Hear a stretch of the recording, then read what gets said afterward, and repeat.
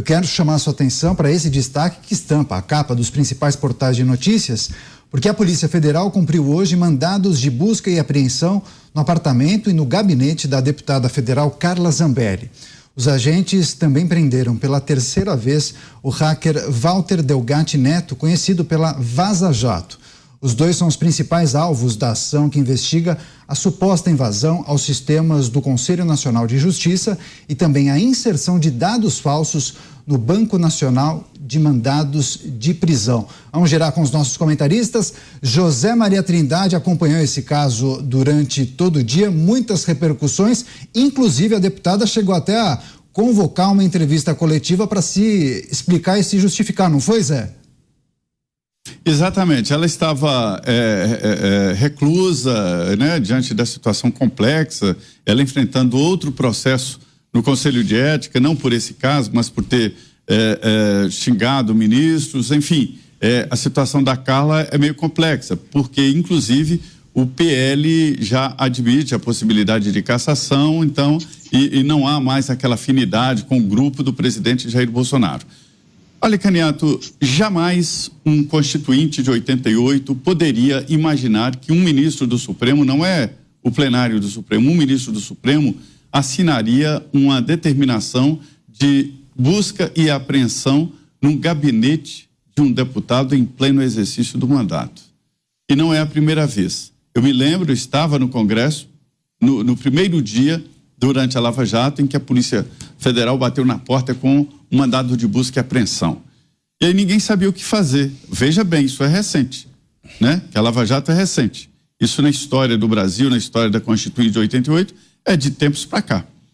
E a Polícia Legislativa, que o Congresso não tem seguranças, tem polícias constitucionalizadas, né? A Constituição definiu ali o Congresso com um rito próprio e a autonomia da Polícia Legislativa. A Polícia Legislativa não deixou a Polícia Federal entrar. E houve um entrevero grave e a Polícia Federal queria decretar a prisão por obstrução dos policiais legislativos. E a jurisdição do interior do Congresso é da Polícia Legislativa. Isso quis o Constituinte, né? E aí foi aquela dificuldade, até acertaram.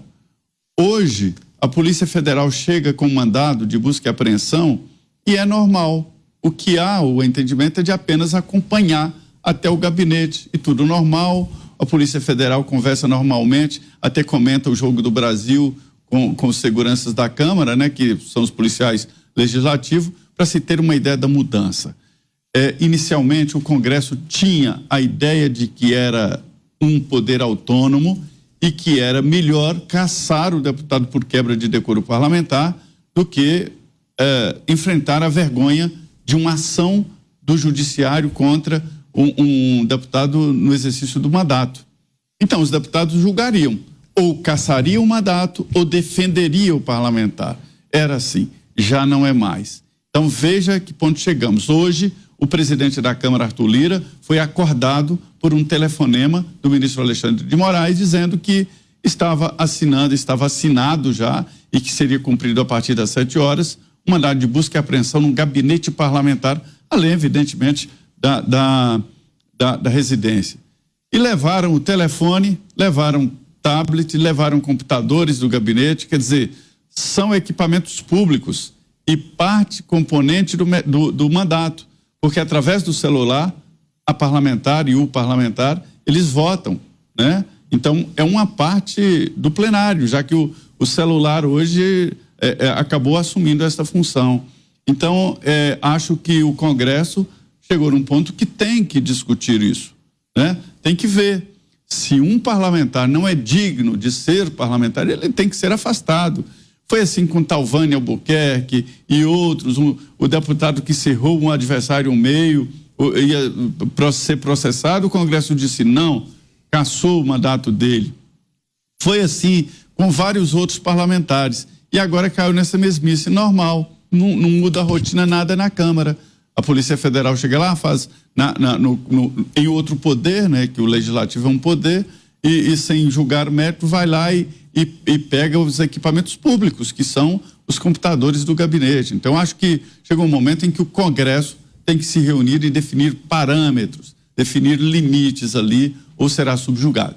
O Thiago Pavinato vai trazer as suas impressões sobre essa operação que foi deflagrada hoje. Antes, eu só queria compartilhar um trecho da fala da deputada durante essa entrevista coletiva que o Zé Maria se referiu. Sou uma deputada séria, Zambelli falando.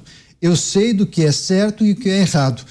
Eu acho que eu não participaria de uma piada de mau gosto com Alexandre de Moraes. Eu sei o que pode acontecer com o deputado que brinca com ministros do Supremo Tribunal Federal. Haja vista o nosso amigo Daniel Silveira, que está preso em Bangu.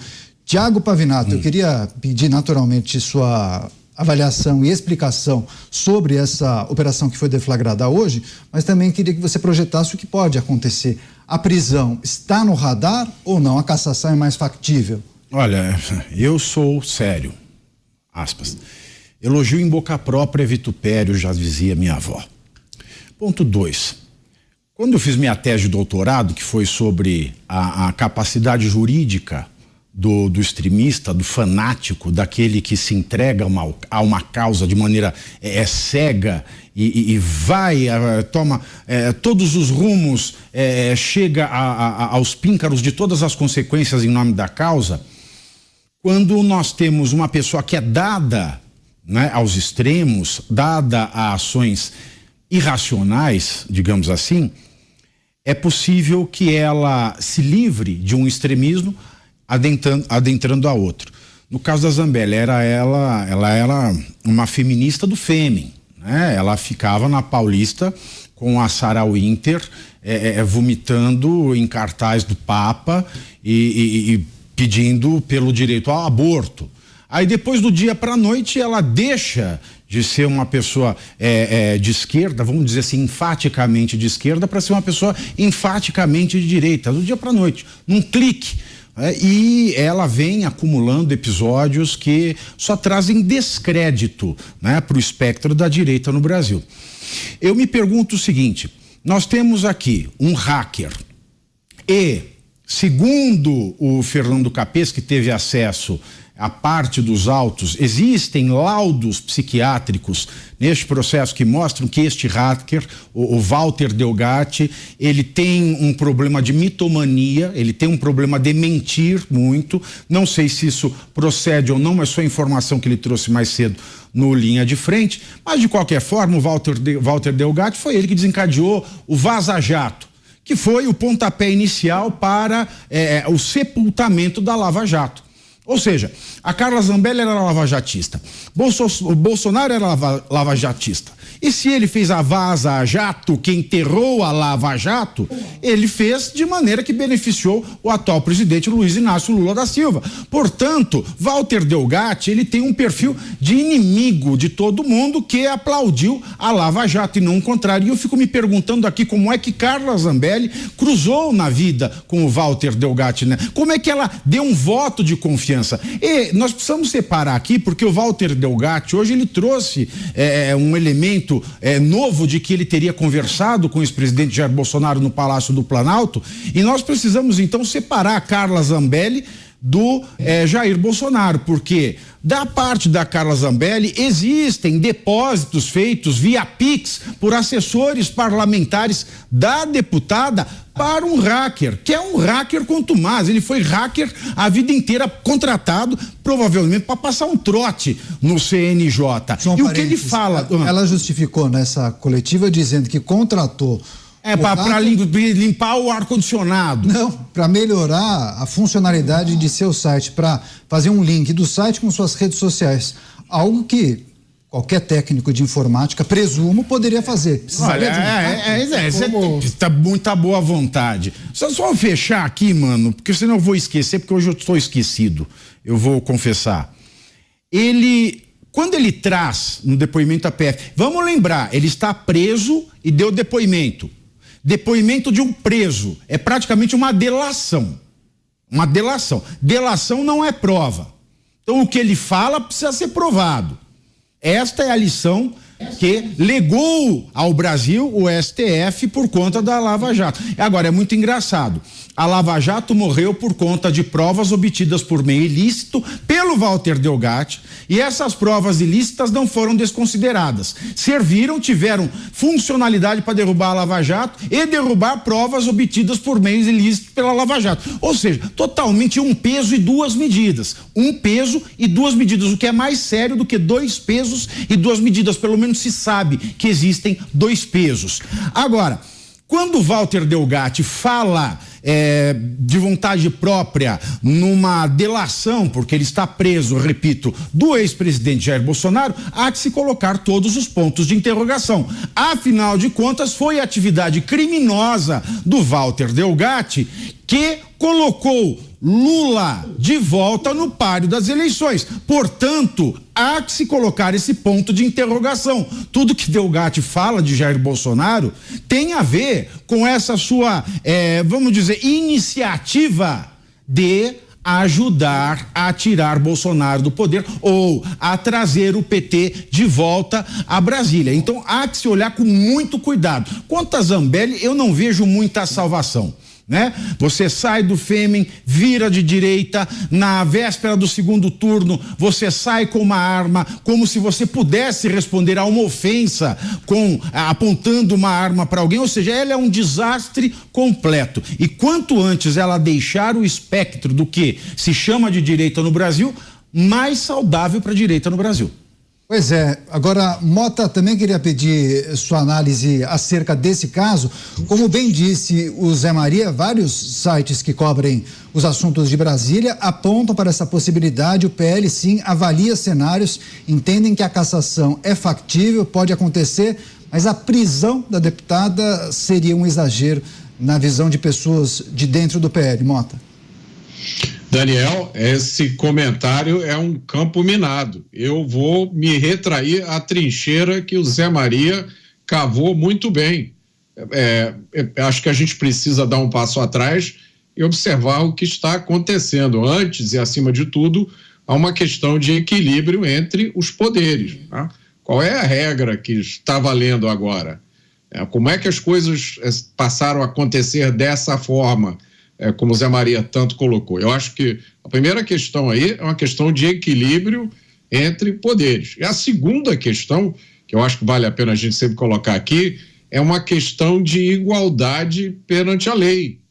Porque às vezes parece a nós que alguns atores políticos podem fazer quase tudo. A eles tudo é permitido dizer e fazer, enquanto para outros existem limites, limites que nem eles mesmos sabem quais são. Então, na minha opinião, isso tem muito pouco a ver com ideologia, isso tem muito a ver com o significado verdadeiro de Estado de Direito. Nós estamos vendo aqui uma mistura terrível de justiça com política. Como a gente entrou nessa confusão, a gente sabe, o Pavinato acabou de descrever, e a gente fica espantado quando a gente lembra da sequência de eventos dos últimos anos ou dos últimos meses. Parece até inacreditável quando a gente conta. Então, a gente olha, vê como é que a gente entrou nessa confusão. A pergunta é, como é que a gente sai dela?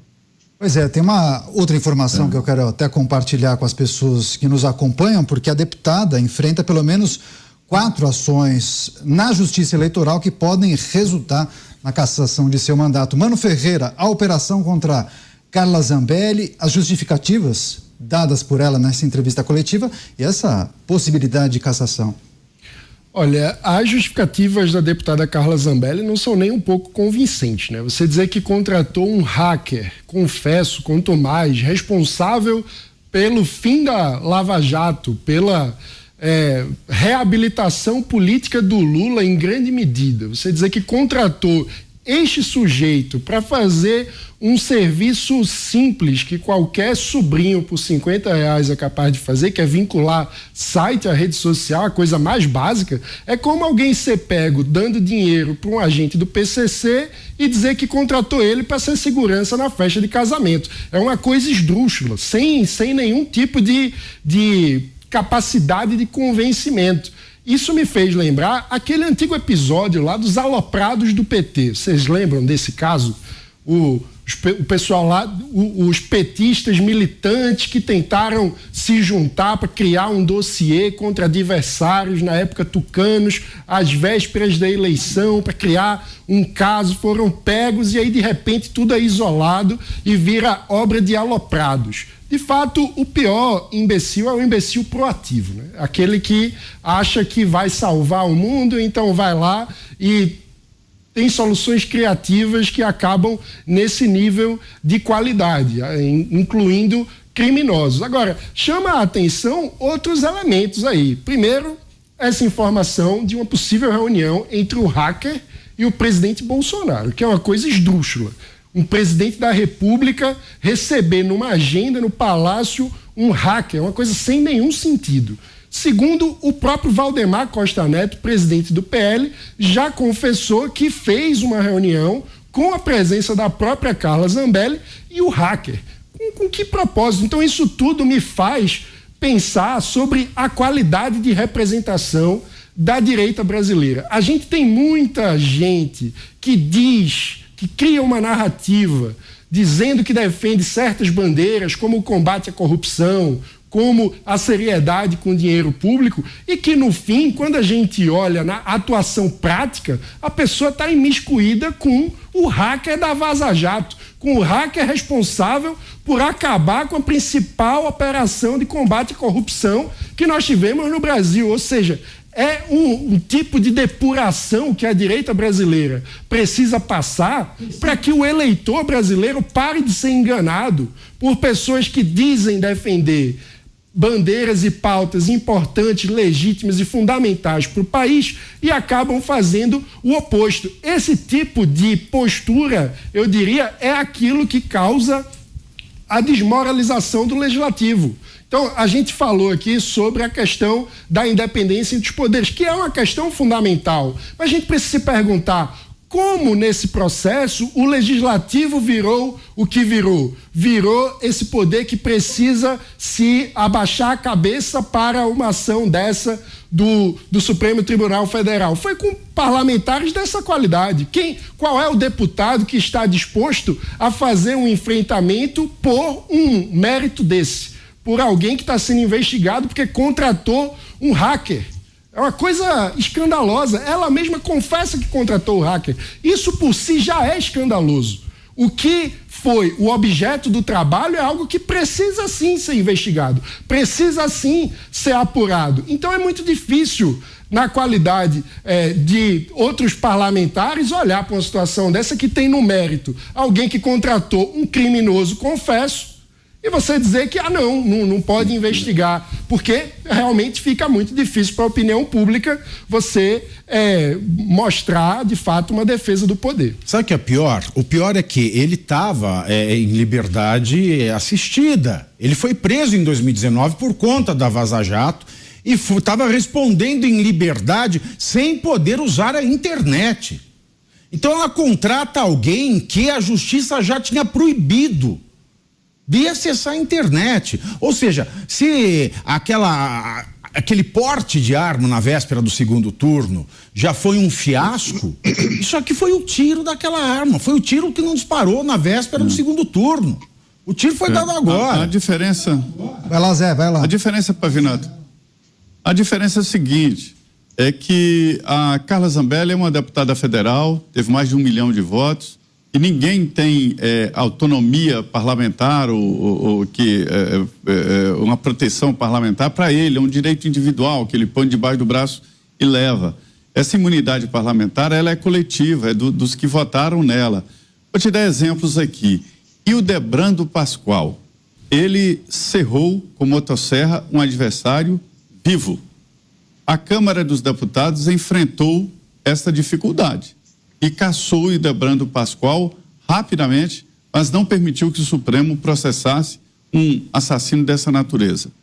Depois veio Talvânia Albuquerque. Ele matou a deputada Ceci exatamente para ficar no lugar dela, era o suplente.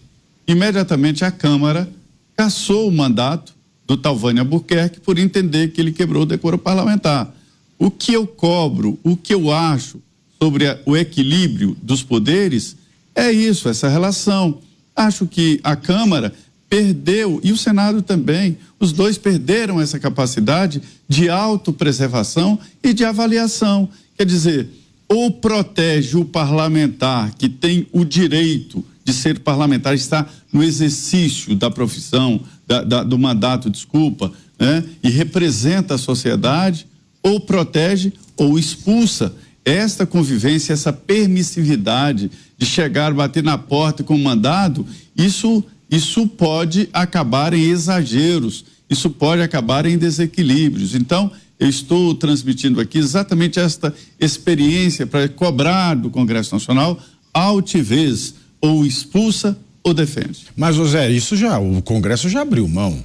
O Congresso devia fazer isso também para o povo brasileiro. Sim, a gente tem muito preso e legal por conta dessa questão de democrático, antidemocrático. Agora, a questão é, eu tenho certeza que o Ildebrando Pascoal, ele era uma pessoa de muitos laços dentro do Congresso.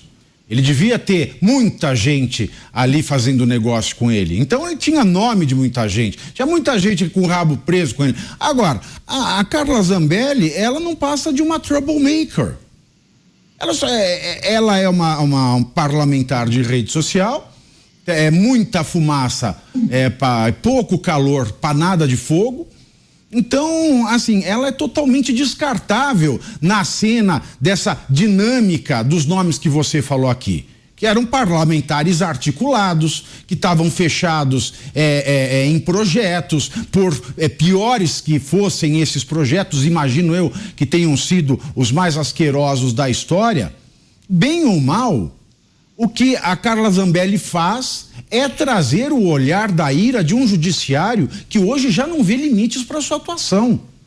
Então, no momento em que as pessoas estão querendo passar despercebidas, ela é um alto-falante, uma sirene colocada nesse momento em que as pessoas elas querem aparecer um mínimo, ainda mais perante o Poder Judiciário. E é claro que o Judiciário vai tomar uma atitude nisso, porque isso mexeu diretamente com o Judiciário, né? Os crimes que ele praticou foi passar o trote. Ele passou o trote no site do CNJ. Passou trote no site do CNJ. Isso é muita molecagem, é muito impensável. Quando você pensa, o cara ele mandou passar motosserra no inimigo. Pô, esse cara é perigoso. Esse cara comete crime pesado. Se ele passa a motosserra no inimigo, imagina o que ele não faz de negociata, o que ele não sabe da vida dos pares dele. Agora, uma parlamentar que passa trote no Alexandre de Moraes? Tá certo. Mano, para fechar, vamos lá. Eu concordo com a preocupação do Trindade de que a gente precisa pensar como restabelecer o reequilíbrio entre os poderes na República. Mas isso também não pode servir de escudo para o cometimento de crimes por autoridade, que é algo que a gente sempre enfrentou na questão do foro privilegiado, de parlamentares que utilizam do privilégio do cargo para se proteger no cometimento de crimes. E isso eu acho que também é um limite que precisa ser bem desenhado institucionalmente, porque não dá para a gente, com a barreira do foro privilegiado, para proteger o legítimo exercício do mandato, criar um escudo contra o cometimento de crimes.